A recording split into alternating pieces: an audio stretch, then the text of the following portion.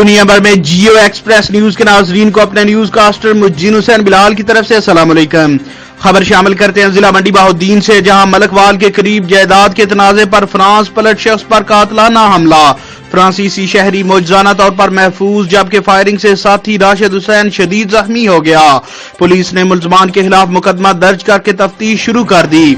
मंडी बहाउद्दीन के इलाका रुकन के रिहायशी फ्रांसीसी शहरी मोहम्मद अमीर सुंदराना अपने साथी राशिद हुसैन के हमरा जमीन के कागजात बनवाने के लिए अराजी रिकॉर्ड सेंटर मलकवाल आ रहा था कि रास्ते में घात लगाकर बैठे हुए मुलजमान ने कार पर अंधाधुंध फायरिंग कर दी, जिसकी जद में आकर राशिद हुसैन शदीद जख्मी हो गया, जबकि अमीर सुंदराना ने कार में लेटकर जान बचाई। वकूए की इतला मिलने पर थाना मलकवाल की पुलिस ने मौके पर पहुंचकर जख्मी को THQ अस्पताल मलकवाल पहुंचा दिया, जबकि फ्रांसीसी शहरी मोहम्मद अमीर सुंदराना की दरखास्त पर बशीर अहमद गोंदल, नवीद अख्तर के खिलाफ नामजद, जबकि 6 नामलूम मुलजमान के खिलाफ मुकदमा दर्ज करके तफ्तीश शुरू कर दी है।